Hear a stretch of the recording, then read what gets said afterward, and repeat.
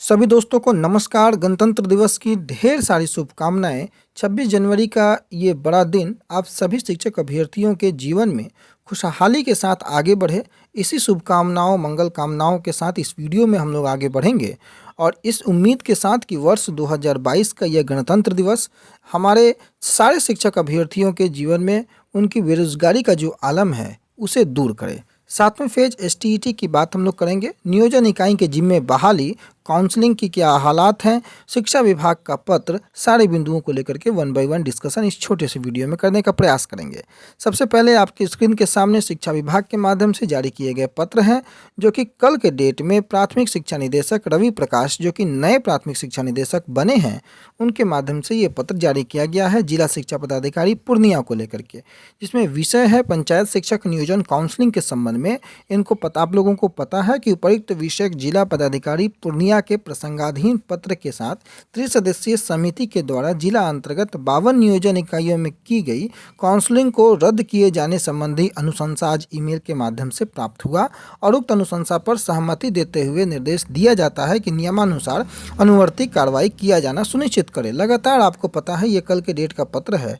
जो बहाली जो काउंसलिंग होती है उसको रद्द करने को लेकर के आप यहाँ देख सकते हैं, निदेशक महोदय को पत्र लिखा गया था जिला पदाधिकारी एवं समाहर्ता पूर्णिया बिहार के माध्यम से, और इसमें कई जो मांग थी उनको सहमति है तो ये पत्र लिखा गया था और अंतोगत्वा उसकी सहमति जो है वो शिक्षा के प्राथमिक शिक्षा के निदेशक रवि प्रकाश से मिली और उन्होंने उस पर आगे की कार्रवाई जो है नियमानुसार करने पे अपनी सहमति दर्शाई है।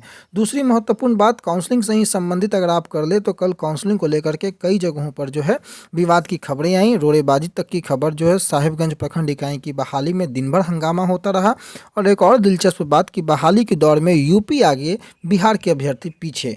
कई नियोजन इकाइयों में अगर आप देखेंगे तो यूपी के अभ्यर्थी जो है लगातार बाजी मारते हुए दिखे, बिहार कहीं ना कहीं पिछड़ता हुआ दिखा। ये डोमिसाइल जो आपको पता है कि उसमें लागू नहीं है छठे चरण में, उसका ये सबसे बड़ा लूप होल है, जिसके कारण बिहार के अभ्यर्थियों को यहाँ पर मौका पीछे मिलता रहा। यूपी के अभ्यर्थी जिनका नंबर अधिक था उनको आगे मौका मिलता रहा। अगली खबर की ओर अगर हम चलते हैं कि नियोजन इकाइयों के जिम्मे अनुदेशकों की बहाली, आपको पता है कि शारीरिक शिक्षा एवं स्वास्थ्य अनुदेशकों की बहाली 7वें चरण के तहत है और 7वें चरण के तहत केवल शारीरिक शिक्षा स्वास्थ्य अनुदेशक ही नहीं बल्कि स्टेट 19 के अभ्यर्थी की भी है। आपको प्रधानाध्यापक की बहाली भी 7वें चरण के अंतर्गत आ रही है, प्राइमरी की भी बहाली आपको 7वें चरण के अंतर्गत आ रही है। और यहाँ पर बात शारीरिक शिक्षा स्वास्थ्य अनुदेशकों को लेकर के है, जिसका विज्ञापन एसटीईटी के विज्ञापन के साथ ही साथ आया था।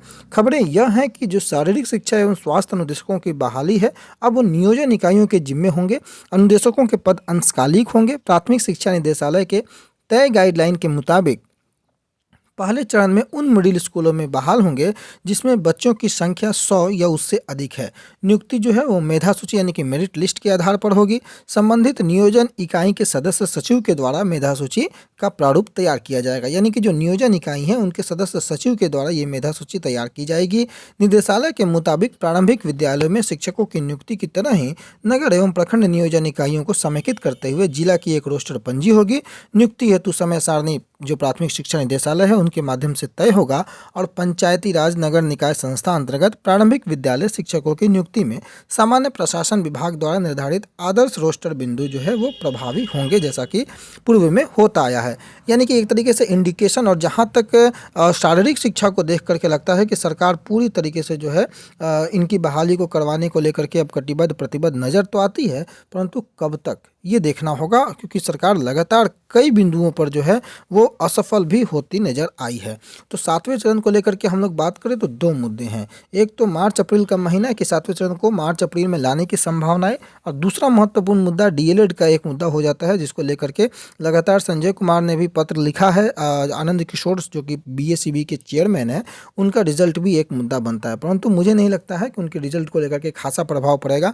7वां चरण को खत्म होने के शुरू होने के लिए छठे चरण का खत्म होना बेहद आवश्यक है और तकरीबन आज से 1 महीने का समय है जब आपको प्राथमिक के अभ्यर्थी जो चयनित थे 25 फरवरी को उनको नियुक्ति पत्र वितरण की तिथि है और ये 25 फरवरी का बीतना बेहद आवश्यक है 7वें चरण के लिए। इस बीच इस 1 महीने के अंतराल में आपको कोई भी अगर उठापटक नहीं होती है, नई गतिविधि नहीं होती है, तो ससमय सारी गतिविधियों को अंजाम दे करके 7वें चरण की कार्रवाई प्रारंभ की जा सकती है मार्च और अप्रैल के महीने में।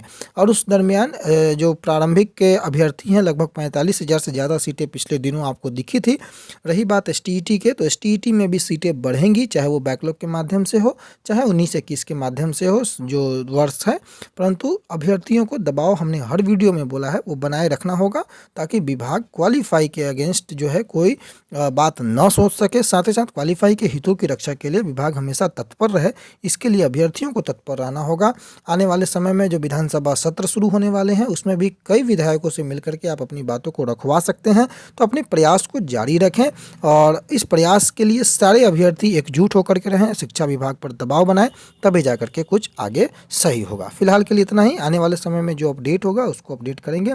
तब तक के लिए अपना ख्याल रखें, धन्यवाद।